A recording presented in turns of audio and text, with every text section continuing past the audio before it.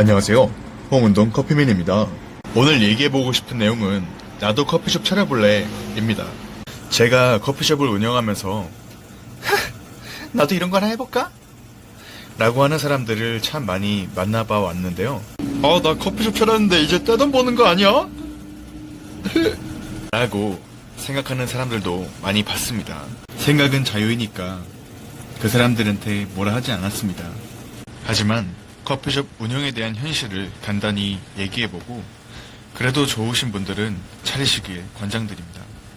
먼저 커피숍은 금수저랑 흙수저로 나누어지는데요. 이 금수저는 태어날 때부터 돈이 많은 사람이 아니라 먼저 커피숍을 차리기 전에 커피숍으로부터 생계를 꼭 이어나가지 않아도 되는 사람을 말합니다.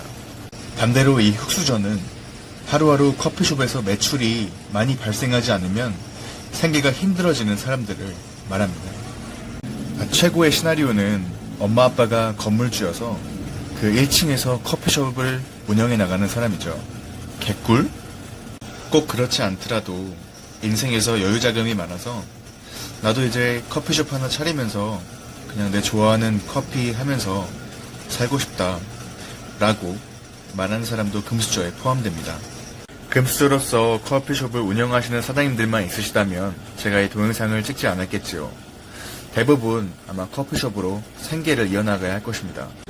먼저 커피도 요식업의 일종이기 때문에 하나의 요리라고 보시면 됩니다.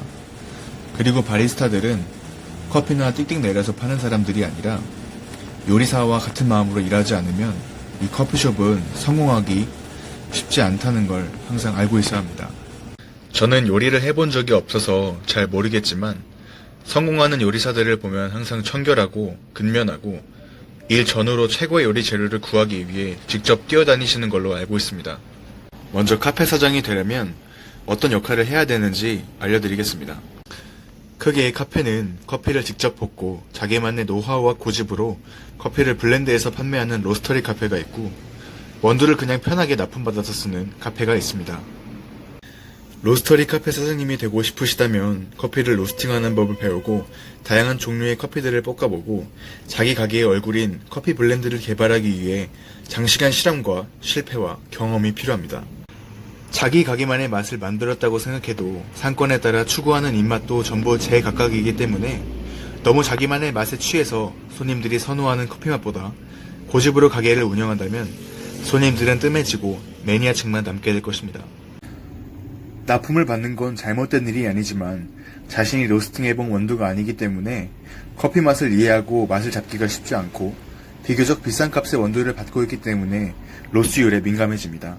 그리고 어디 유명 커피를 비싼 값을 주고 받았는데 손님이 맛이 별로라는 의견을 주게 되면 이게 얼마짜리 원두인데 이거 비싼 거예요 비싼 거 라고 말하면서 손님의 입맛을 가르치려고 드는 사장님도 가끔 보게 됩니다.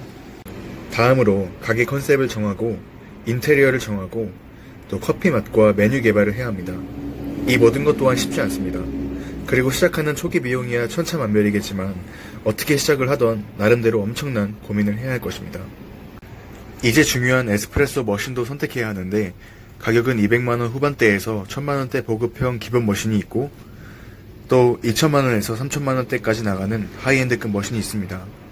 물론 우리 골드스푼 사장님들이야 취미로 커피를 시작해서 머신은 가게의 얼굴이다 생각해서 바로 하이엔드 머신을 질러버리는 사장님들도 있으시겠지만 초기 투자 비용 1000만원에서 2천만원 사이로 간당간당 시작하시고 다음 달 월세랑 직원 알바비부터 걱정되는 사장님들이시라면 무리해서 보여주기 식으로 하이엔드급을 바로 살 필요는 없습니다.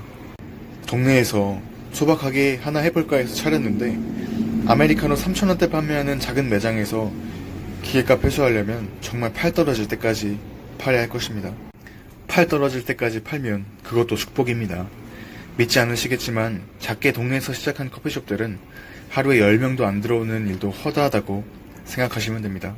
아니 10명도 안 들어오면 누가 커피숍을 차려 이 사람아 어디 그지 같은 동영상을 만들고 있어? 라고 말하시는 분들도 있으시겠지만 나도 커피숍이나 차려볼까? 먹고 살 것도 없는데 커피나 한번 해볼까?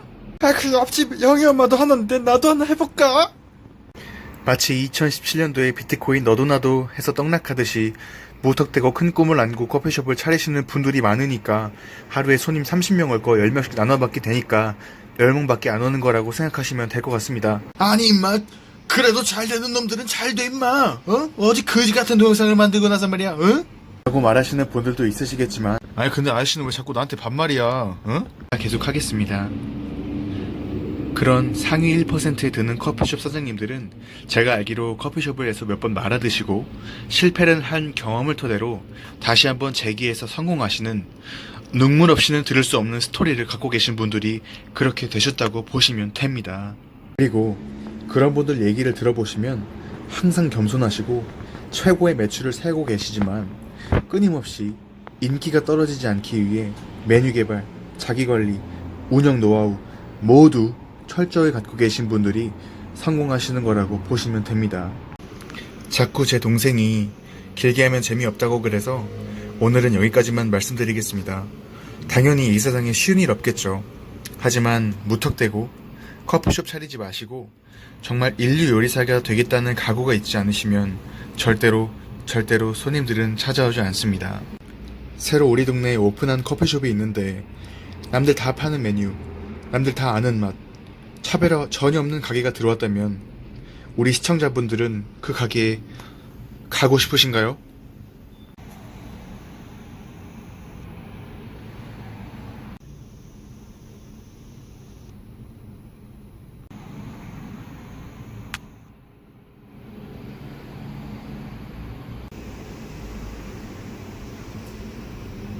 Yo, 살짝 너 미세먼지